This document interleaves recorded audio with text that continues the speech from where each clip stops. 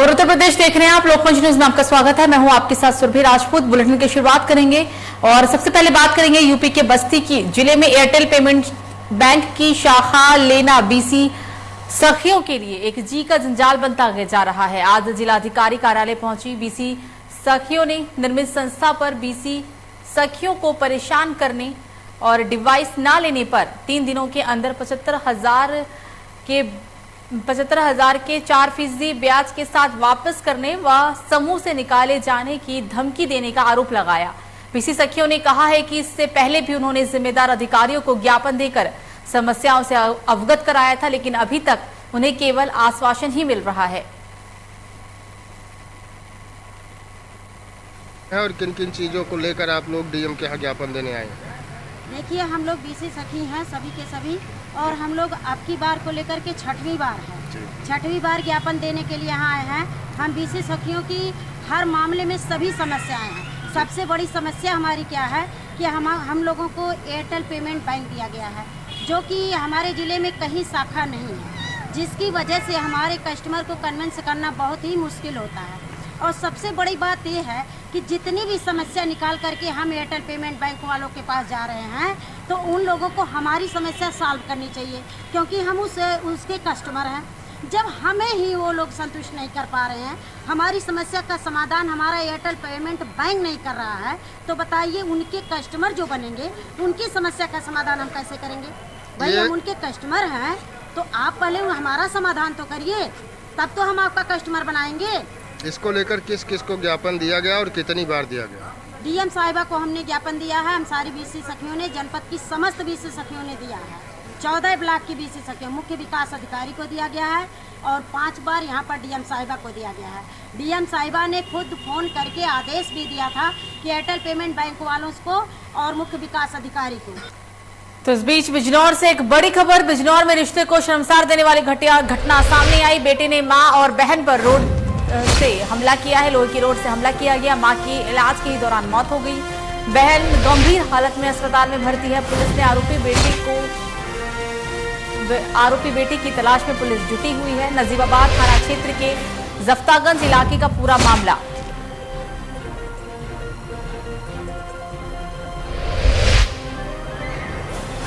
और इस खबर पर ज्यादा जानकारी के लिए हमारे साथ फोन लाइन पे हमारे संवाददाता ताबिज जुड़ गए हैं। ताबिज, मां और बहन पर हमला किया गया है, क्या अब आरोपी युवक की गिरफ्तारी हो गई है? प्रशासन ने क्या कुछ कार्रवाई की है इस घटनाक्रम के बाद?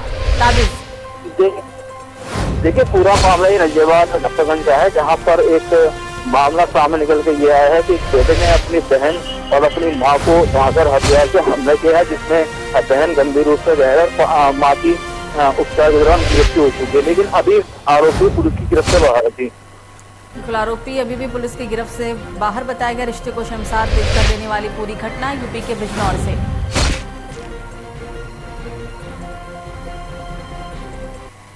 तो अब गाजियाबाद में हाई सिक्योरिटी नंबर प्लेट को लेकर अलर्ट नजर आ रहा है। लोगों को जागरूक करने के लिए अब पुलिस ने खुद अपनी गाड़ियों पर ही हाई सिक्योरिटी नंबर प्लेट लगवाना शुरू कर दिया है, जिससे लोग जागरूक हो सके और हाई सिक्योरिटी नंबर प्लेट भी लगवाए।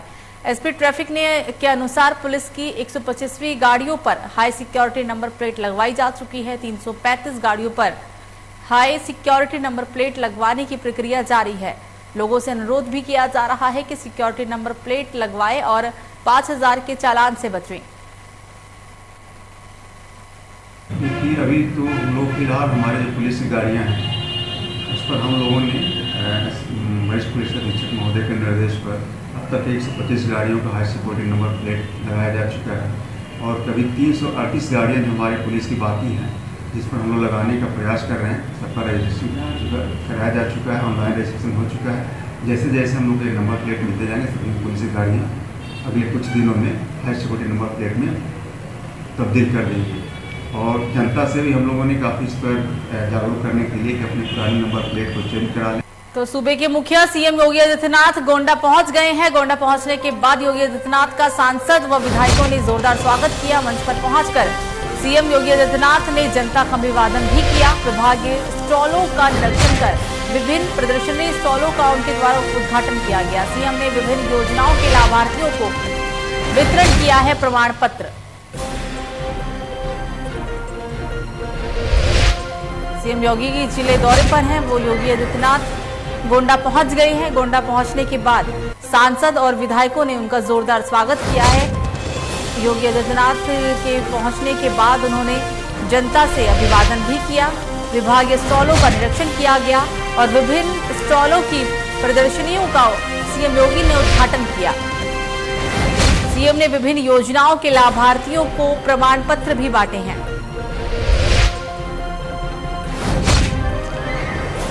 और इस खबर पर ज्यादा जानकारी के लिए हमारे साथ फोन पे हमारे संवाददाता तौफिक जुड़ गए हैं। तौफिक, सीएम योगी आज जिले दौरे पर हैं। कई योजनाओं का शिलान्यास लोकार्पण किया जाने वाला है, क्या ताजा अपडेट है?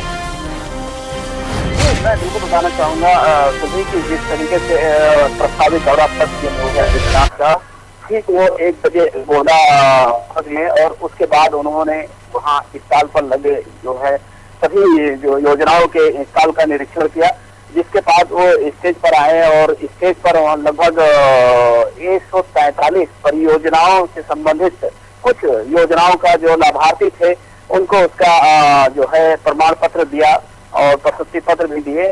साथ साथ में उन्होंने जो है सबसे अहम चीज जो थी वो ये कि जो मेडिकल कॉलेज है उसकी सौगात जनपद वासियों को मिली, जो कि बहुत प्रतीक्षित थी। काफी दिनों से चल रहा था यहाँ पे मेडिकल कॉलेज बनने का और जिसके बाद आज उसका सीएम योगी आदित्यनाथ के हाथों उसका शिलान्यास हुआ।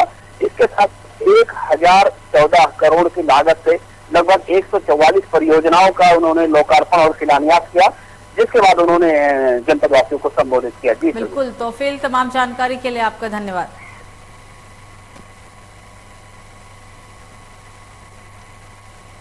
तो कानपुर में मिट्टी का टीला धंसने से 8 लोग दबे। घर की लीपापोती के लिए 5 महिलाएं और 3 पुरुष मिट्टी खोद रहे थे। अचानक टीला धंसने की वजह से ये हादसा हुआ है। 2 महिलाओं की मौत की भी खबर सामने आ रही है। हालांकि घटना के बाद ग्रामीणों की मदद से पुलिस ने मिट्टी दबाकर दबे हुए लोगों को सकुशल बाहर निकाल लिया गया और जो भी घायल थे सभी को अस्पताल के अंदर भर्ती कराया गया। मिट्टी का टीला धंसने के कारण 2 महिलाओं की मौत हुई है। पूरा मामला सजेती थाना क्षेत्र के मौनखत गांव का बताया जा रहा है। मिट्टी का टीला धंसा था। इस हादसे में कुल 8 लोग दब गए थे, जिसमें 5 महिला और 3 पुरुष शामिल थे। 2 महिलाओं की मौके पर ही मौत हो गई और जो 3 लोग गंभीर रूप से घायल हुए सभी को अस्पताल के अंदर भर्ती करवाया गया। 2 महिला की मौत की खबर सामने आई है। और इस खबर पर ज्यादा जानकारी के लिए हमारे साथ फोन लाइन पे हमारे ब्यूरो चीफ जुड़ गए हैं हिमांशु। ये हादसा हुआ, किस वजह से हादसा हुआ था और अभी क्या ताजा अपडेट है? 2 महिलाओं की मौत की भी खबर सामने आ रही है। हिमांशु सुरभि जी, मैं आपको बताना चाहूंगा कि जिस तरह गाँव में जब त्योहार आता है, दीपावली आती है, कुछ भी होता है तो लोग मिट्टी खोदने जाते हैं, उसके घर की लिपाई पुताई करते हैं। तो उसी में ये गाँव के ग्रामीण जो है यहाँ मिट्टी खोदने गए थे। टीला में 8 लोग मिट्टी खोद रहे थे। 8 लोग में मिट्टी खोदने में जिसमें 8 लोग दब गए। 2 महिलाओं की मौके पर ही मौत हो गई। जो 6 लोग हैं उनको पुलिस ने सकुशल घाटमपुर सीएचसी पहुंचा दिया है, जहां इनका उपचार हो रहा है और उनको बचाने का संभव और डॉक्टर प्रयास कर रहे हैं। बिल्कुल हिमांशु, तमाम जानकारी के लिए आपका धन्यवाद। तो राजधानी लखनऊ में अवैध रूप से भारत में प्रवेश हो रहे बांग्लादेशियों के लिए अभियान चलाया जा रहा है। एटीएस को इस अभियान में बड़ी सफलता मिली। यूपी एटीएस ने 4 लोगों को दीनदयाल रेलवे स्टेशन से गिरफ्तार किया। 3 अन्य जो पकड़े गए हैं वो उनका नाम आपको बता दें, शऊ अहमद नाम एक का बताया गया, एक का नाम पिंटू है। साउथ अफ्रीका जाने के लिए इन्होंने पासपोर्ट भी बनवाया हुआ है।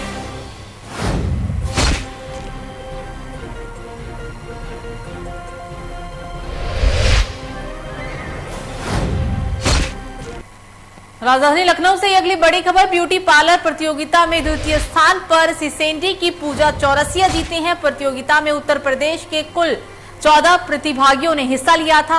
आरक्षण परिधान में प्रतिभागियों ने मंच पर कैटवॉक भी किया। पूजा चौरसिया समेत और अन्य कलाकारों का उत्साहवर्धन भी किया गया।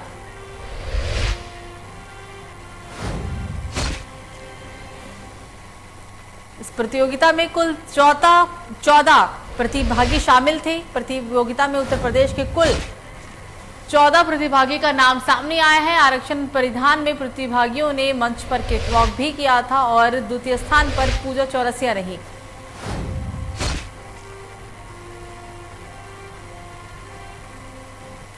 तो राजधानी लखनऊ में सपा के स्थापना दिवस पर आज मऊ में महापंचायत सपा के 19वें स्थापना दिवस पर महापंचायत सपा के अध्यक्ष अखिलेश यादव करेंगे इस पूरे महापंचायत में शिरकत।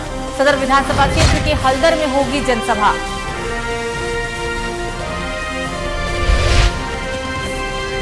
सपा के 19वें स्थापना दिवस पर महापंचायत का आयोजन किया गया। कुछ ही देर में यूपी के पूर्व मुख्यमंत्री और सपा के अध्यक्ष अखिलेश यादव महापंचायत में शिरकत करने वाले हैं। जनसभा का भी आयोजन किया जाएगा। सदर विधायक क्षेत्र के मलधार में जनसभा होगी।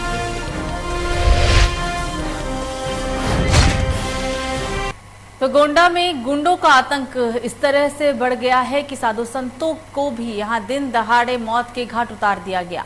साधु संतों को दिन दहाड़े राम जानकी मंदिर मनोरमा परिसर में जानलेवा हमला किया गया। खाकीधारी गर्दों के सामने दर्जनों माफियाओं ने साधु संतों पर आत्मघाती हमला किया गया। बावजूद इसके अभी तक जिला प्रशासन ने इन गुंडों पर कोई भी कार्रवाई नहीं की, जिसको लेकर मंदिर के महंत सीताराम दास ने योगी सरकार और गुंडा प्रशासन पर गंभीर आरोप लगाए।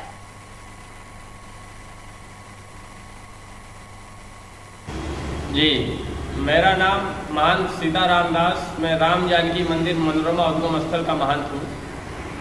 देखिए, बीते में 14 अक्टूबर 2021 बीते 10-11 दिनों से मैं आमरण अनशन पर बैठा हूँ और हमारे पुजारी सम्राट दास जी 11 दिवस से आमरण अनशन पर है। अभी पिछले 3 दिनों पहले हमारे पास डिप्टी सीएम माननीय दिनेश शर्मा जी से वार्तालाप हुई थी, जिसके बाद माननीय उप मुख्यमंत्री जी ने मुझे आश्वासन दिया था कि आप धरना खत्म कर दीजिए, आप आमरण अनशन को तोड़ दीजिए, आपकी समस्या का निराकरण होगा। मैं गोंडा डीएम से लाइन पे लेकर के बात कर रहा हूँ।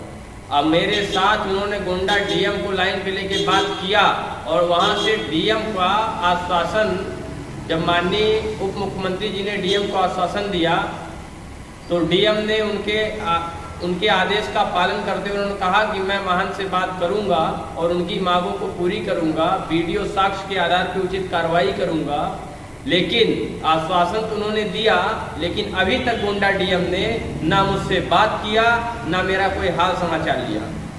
देखिए, योगी आदित्यनाथ जी के राज्य में उनके आपराधिक छवि वाले सांसदों के चलते साधु संत। तो बीएसपी सुप्रीमो मायावती ने किया ट्वीट। बुंदेलखंड में किसानों को खाद नहीं मिल रहा, ये कहना था उनका। लाइन में लगे किसानों की हुई मौत, लाइन में लगे कई किसान बीमार भी हुए। यूपी सरकार तुरंत इसका समाधान करे।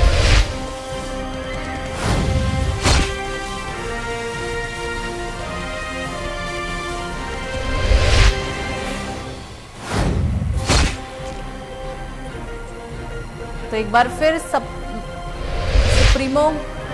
बसपा सुप्रीमो मायावती ने यूपी सरकार पर हमला बोला है। यूपी सरकार तुरंत इसका समाधान करे। लाइन में लगे किसान बीमार हुए हैं, कई किसानों की मौत भी हुई, कई गंभीर आरोप लगाए गए। बसपा सुप्रीमो ने ट्वीट के जरिए मौजूदा सरकार पर हमला किया। तो राजधानी लखनऊ में योगी सरकार की एक और बड़ी पहल, कोविड प्रोटोकॉल का उल्लंघन करने वालों से अब जुर्माना वसूला जाएगा। 3 लाख से अधिक मामलों को वापस लेने का आदेश जारी किया गया। गंभीर धाराओं के तहत मामला दर्ज किया जाएगा। तो अब यूपी में अगर कोई भी कोविड प्रोटोकॉल या सोशल डिस्टेंसिंग का उल्लंघन करेगा तो उनकी खैर नहीं होगी। 3 लाख से अधिक ऐसे मामले जिन्हें वापस लेने के आदेश जारी किए गए हैं। गंभीर धाराओं के तहत मामला दर्ज भी किया जाएगा।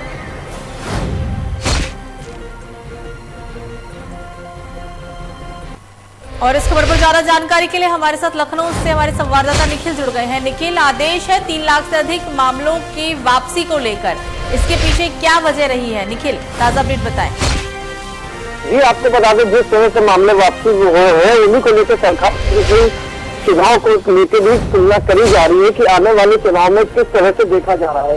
इसी को लेकर लगातार जनता को लेकर वापसी करने की बात करी जा रही है। जी बिल्कुल निखिल, तमाम जानकारी के लिए आपका धन्यवाद। तो 3 लाख ऐसे मामले जो पहले दर्ज किए गए थे, अब उन्हें वापस लेने के आदेश जारी किए गए यूपी सरकार के द्वारा।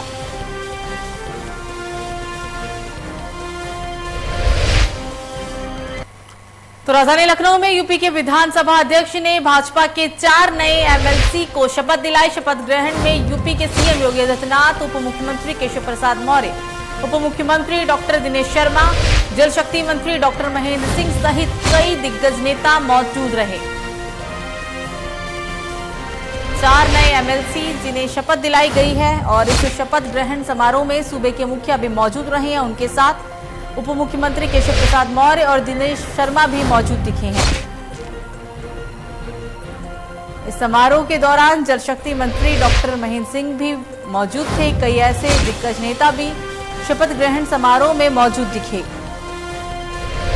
और इस खबर पर ज्यादा जानकारी के लिए हमारे साथ उत्तर प्रदेश के ब्यूरो चीफ आसिफ जुड़ गए हैं। आसिफ, कई दिग्गज नेता के शामिल होने की बात सामने आई है, चुनाव को लेकर तैयारी जोरों पर है, और क्या उस वहां का माहौल रहा, क्या अहम खबर सामने निकल के आई है? आसिफ, आपको बता दें कि विधानसभा के टंडन हॉल में शपथ ग्रहण समारोह का आयोजन किया गया, जिसमें विधानसभा अध्यक्ष हृदय नारायण दीक्षित ने भाजपा के 4 नए एमएलसी को शपथ दिलाया। और शपथ ग्रहण में यूपी के सीएम योगी आदित्यनाथ, उप मुख्यमंत्री केशव प्रसाद मौर्य समेत कई दिग्गज मौजूद रहे। और भाजपा के 4 एमएलसी कैबिनेट मंत्री जितिन प्रसाद, संजय निषाद, चौधरी वीरेंद्र सिंह, गोपाल अंजान ने एमएलसी पद की शपथ ली। और आपको बता दूं कि यह जो है शपथ ग्रहण समारोह था, इसको लेकर पूरी तैयारी भी की गई थी। और माना यह भी जा रहा है कि जिस तरह से शपथ ग्रहण समारोह को लेकर जो प्रचार किया जा रहा है, वो कहीं ना कहीं चुनाव से भी जोड़कर देखा जा रहा है, क्योंकि जो नए 4 मंत्री बनाए गए हैं, जिनको शपथ दिलाई गई है, कहीं ना कहीं किसी न किसी बिरादरी से आते हैं। क्योंकि जो चुनाव है 2022 का, ये काफी दिलचस्प भी हो गया है। और कुल मिलाकर जो जातिगत लड़ाई चल रही है, इस पर सभी राजनीतिक दल जो है फतह करने की तैयारी में लगी हुई। जी बिल्कुल आसिफ, तमाम जानकारी के लिए आपका धन्यवाद। तो राजधानी लखनऊ से अगली बड़ी खबर भी 10 दिवसीय माटी कला मेला एवं 3 दिवसीय तकनीकी सेमिनार का उद्घाटन। उप्र माटी कला बोर्ड गोमती नगर स्थित संगीत नाटक अकादमी के कार्यक्रम का आयोजन किया गया। उप्र माटी कला बोर्ड की नवीन वेबसाइट का भी लोकार्पण किया गया है। शाम 4 बजे खादी एवं ग्रामोद्योग मंत्री सिद्धार्थनाथ सिंह करेंगे समारोह का उद्घाटन। राज्य मंत्री चौधरी उदय भान भी होंगे इसमें शामिल।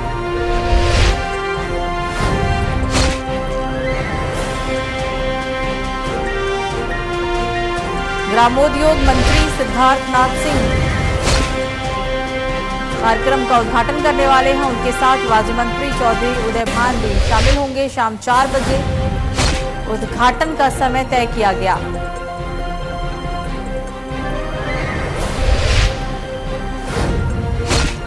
तो राजधानी लखनऊ में निजी अस्पताल ऑक्सीजन की मनमानी वसूली करते हुए नजर आए। ऑक्सीजन सपोर्ट वाले मरीजों से ऑक्सीजन शुल्क वसूला जा रहा है। शहर में कुल 1200 से अधिक निजी अस्पताल चल रहे हैं और इस दौरान कोविड से पहले भी 400 से 450 रुपए रिफिलिंग किया जाता था। सिलेंडर ऑक्सीजन सपोर्ट वाले मरीजों से प्रति घंटा अब 150 से लेकर 300 रुपए तक की वसूली की जा रही है।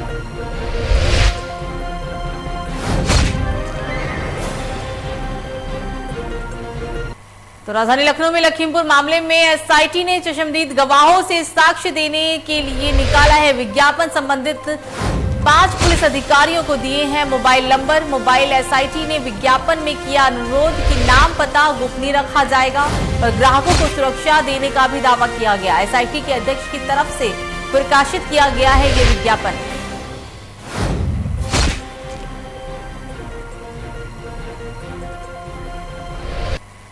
तो मुरादाबाद जिले के अस्पताल में उस वक्त हड़कंप मच गया जब अल्ट्रासाउंड कराने आई महिला ने जमकर हंगामा शुरू कर दिया। महिला ने अस्पताल प्रशासन पर लापरवाही करने का आरोप लगाते हुए जमकर हंगामा किया, जिसके बाद सभी स्वास्थ्यकर्मी एक साथ इकट्ठा हो गए और महिला को समझाकर बुझाकर पूरे मामले को शांत कराने की भी कोशिश की गई। बताया जा रहा है कि महिला द्वारा पर्चा तक फाड़ दिया गया और अस्पताल प्रशासन ने हंगामा शुरू कर दिया। महिला के द्वारा जमकर एक निजी अस्पताल में हंगामा किया गया है। स्वास्थ्य विभाग के अधिकारी से बात भी की गई इस पूरे संदर्भ में। तो स्वास्थ्य विभाग के अधिकारियों ने जानकारी देते हुए कहा है कि अल्ट्रासाउंड कराने के लिए महिला आई हुई थी और समय लेट होने की वजह से, क्योंकि अल्ट्रासाउंड का जो समय था वो 12 बजे तय किया गया था, लेकिन लेट होने की वजह से ही महिला भड़क उठी और जमकर हंगामा कर डाला।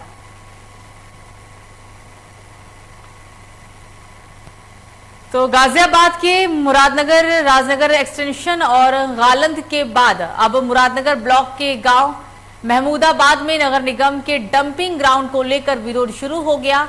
लीज पर ली गई जमीन पर कचरा डालने के लिए गड्ढा कराने पहुंचे नगर स्वास्थ्य अधिकारी डॉक्टर मिथिलेश कुमार और निगम कर्मचारियों का ग्रामीणों ने घेराव कर लिया। एसडीएम सदर और पुलिस मौके पर पहुंचे तो ग्रामीणों ने विरोध जताते हुए पुलिसकर्मियों के साथ भी धक्का मुक्की कर दी। इसके बाद नगर निगम की टीम को बैरंग लौटना पड़ा। नगर निगम के अधिकारी जेसीबी लेकर यहां कचरा डालने के लिए जगह बनाने के लिए पहुंचे थे। तस्वीरों में आप साफ तौर पर देख सकते हैं कि किस तरह से ग्रामीणों और पुलिसकर्मियों के बीच धक्का मुक्की हुई है। तो नगर निगम के अधिकारियों के साथ कर्मचारियों के साथ बदसलूकी का ये पूरा मामला सामने आया है। हालांकि आरोप है कि ग्रामीणों ने कर्मचारियों अधिकारियों के साथ धक्का मुक्की की। एसडीएम सदर और पुलिस मौके पर भी पहुंची तो ग्रामीणों ने इसका भी विरोध किया और पुलिस के साथ भी धक्का मुक्की कर डाली। और इस खबर पर ज्यादा जानकारी के लिए हमारे साथ फोन लाइन पे हमारे संवाददाता सुनील जुड़ गए हैं। सुनील, विरोध के पीछे क्या वजह रही है, पूरा मामला बताएं। सुनील, क्या आपको मेरी आवाज आ रही है?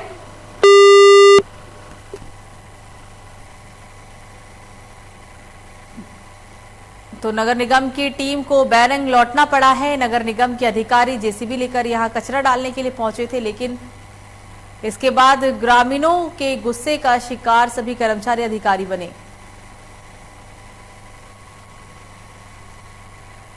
तो संभल से अगली बड़ी खबर, जमीनी विवाद में जाम को लेकर चले हैं लाठी डंडे। करीब 1 दर्जन लोग इसमें घायल हुए। सभी घायलों को गुनेर अस्पताल के अंदर भर्ती कराया गया। ग्राम सभा की जमीन को लेकर यह पूरा विवाद हुआ। दोनों पक्ष के लोग हुए हैं इस पूरे विवाद में घायल। पूरा मामला थाना धनारी क्षेत्र के गांव मुरैना का।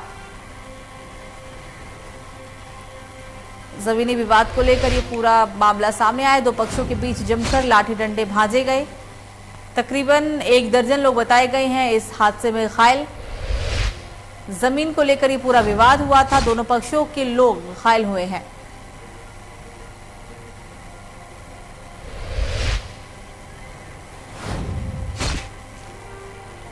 जमीनी विवाद में जमकर लाठी डंडे भांजे गए। तकरीबन 1 दर्जन लोग इसमें घायल हुए। फिलहाल सभी घायलों को अस्पताल के अंदर भर्ती करवाया गया। मामला भी पुलिस ने दर्ज कर लिया है और ये पूरा घटनाक्रम धनारी क्षेत्र के गांव मुरैना का बताया जा रहा है।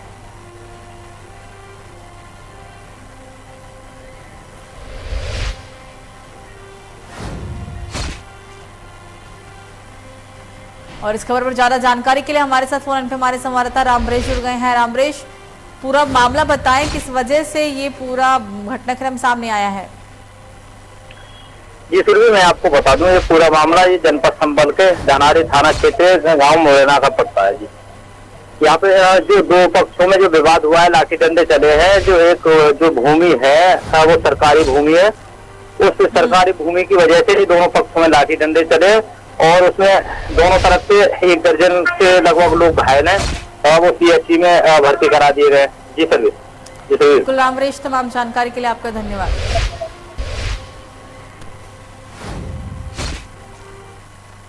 तो खबरों में आगे बढ़ेंगे, बात करेंगे अब झांसी की। झांसी जिले में किसान खाद के लिए मारा फिर रहा है, जिसके चलते किसानों का आज सब्र का बांध भी टूट गया और किसानों ने नेशनल हाईवे को जाम कर दिया। नेशनल हाईवे पर वाहनों की लंबी कतारें देखने को मिली। किसान सड़क पर उतरकर आंदोलन कर हाथ दो या मौत दो के नारेबाजी करते हुए नजर आए और अब प्रशासन के खिलाफ किसानों ने मोर्चा खोल दिया। तो किसानों के द्वारा झांसी के अंदर खाद दो या मौत दो के नारे लगाए गए। नेशनल हाईवे को जाम किया गया।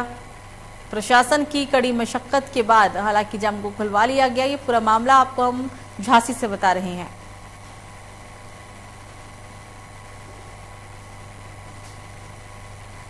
जाम के चलते वाहनों की लंबी कतारें देखने को मिली।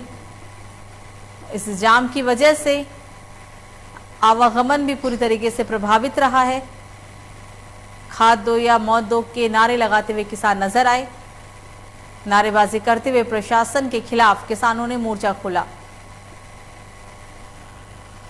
और इस खबर पर ज्यादा जानकारी के लिए हमारे साथ फोन लाइन पे हमारे संवाददाता राजीव जुड़ गए हैं। राजीव, क्या इस वक्त हालात बने हुए हैं? क्या जाम को खुलवा लिया गया है प्रशासन के द्वारा? राजीव, आपको मेरी आवाज आ रही है? राजीव, क्या आप मुझे सुन पा रहे हैं? जी, क्या इस वक्त हालात है? क्योंकि किसानों ने नारा लगाया कि खाद दो या मौत दो, क्या स्थिति है? प्रशासन ने आपको बताया झांसी जिले में करीब 1 हफ्ते से किसान खाद के लिए बेहद परेशान। इसी को लेकर आज मऊलानी और दरौथा चौराहे पर किसानों ने जाम लगाया है, जिसके बाद वहां पर कुछ किसानों की हालत भी बिगड़ गई है, जिसके बाद प्रशासन मौके पर पहुंचा है और प्रशासन ने भरोसा दिलाया है कि हम 2 दिन के अंदर खाद की समस्या समाप्त कर देंगे। बिल्कुल राजीव, तमाम जानकारी के लिए आपका धन्यवाद।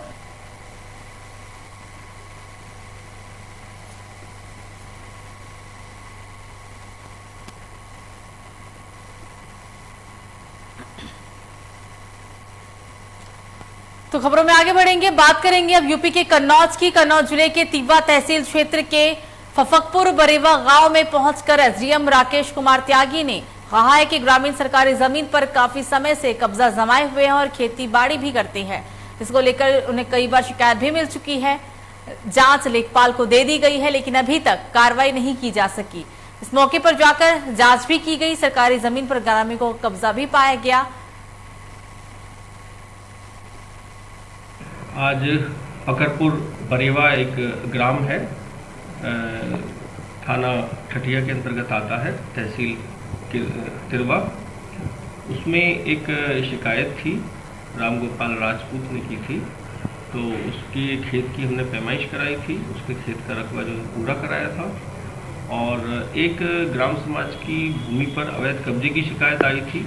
शिवनाथ यादव आदि 5 भाई हैं, उन 5 भाइयों का एक कब्जा था 5 बीघे ज़मीन पर, और उस पर धान की फसल खड़ी थी। तो फसल हमने कुर्क करके नीलाम करने के लिए आदेश किया है लेखपाल कानूनगो को। लेखपाल का स्पष्टीकरण उसके खिलाफ कार्रवाई कि उसने ग्राम समाज पे ज़मीन पे जो अवैध कब्जा था उसके खिलाफ क्या कार्रवाई। तो फिलहाल बुलेटिन में मुझे दीजिए इजाजत। लोकमंच न्यूज़ पर खबरों का सिलसिला जारी रहेगा। नमस्कार।